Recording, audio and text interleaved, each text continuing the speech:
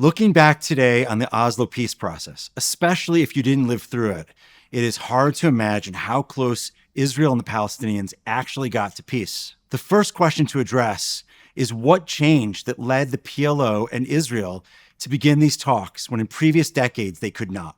The first major shift was the collapse of the Soviet Union, which had been the largest and most influential backer of the Arab bloc. Suddenly, the PLO didn't have the support of a superpower to act as its benefactor and defender against Israel and the West.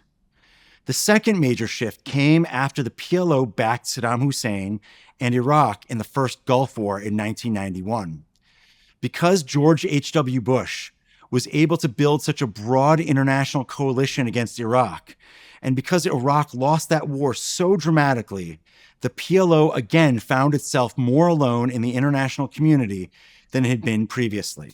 The insecure position of the PLO created a fertile environment to bring them to the negotiating table. Against this backdrop, President Bush set up meetings known as the Madrid Conference to try to launch some kind of multilateral peace process between Israel and the Arab world. However, after much effort, the negotiations really went nowhere. In 1992, Yitzhak Rabin, a Labour Party member, took over as prime minister, replacing the more hawkish Yitzhak Shamir. Here's where the story gets really interesting.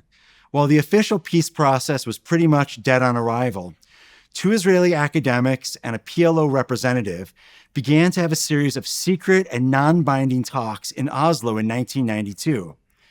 These representatives simply wanted to see what they could get done informally and out of the spotlight. The conversations continued to make good progress during 1993, so much so that officials from both the Israeli government and the PLO were brought into the process.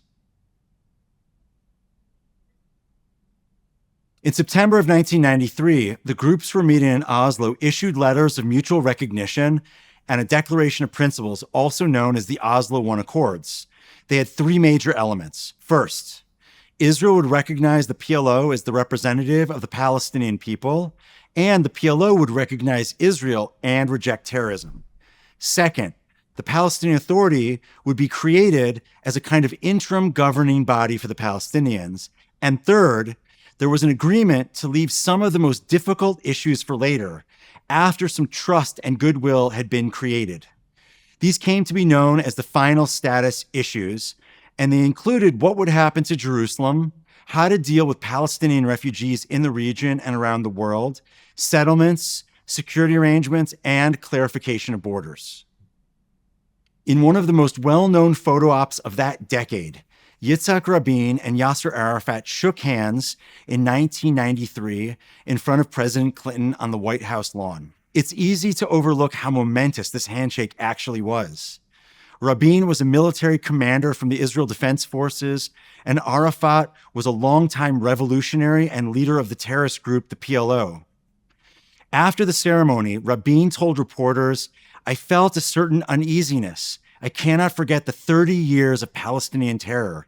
But we learned the hard way. Peace you do with enemies, sometimes bitter enemies, enemies that you despise." According to President Clinton, Rabin was the one who broke the awkward silence. He said to Arafat, "We need to work very hard to make this work." And Arafat replied, "I know, and I'm prepared to do my part."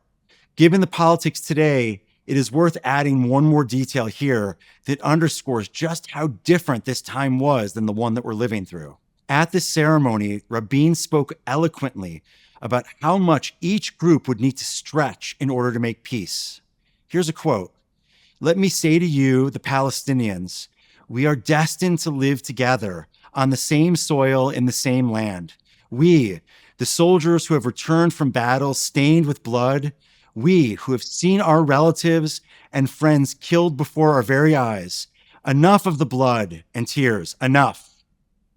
Soon after this momentous handshake, Israel and Jordan also signed a peace treaty on October 26, 1994. The Oslo process continued to progress with a few other arrangements along the way. On September 23, 1995, Israelis and Palestinians signed something called Oslo II, which detailed how Israel would withdraw from certain areas of the territories if the Palestinians met certain security benchmarks. For example, the West Bank would be broken up into areas A, B, and C. Area A would be direct control by the Palestinian Authority. Area B would be civil control by the Palestinian Authority, with Israel still controlling security. And Area C would remain under Israeli control.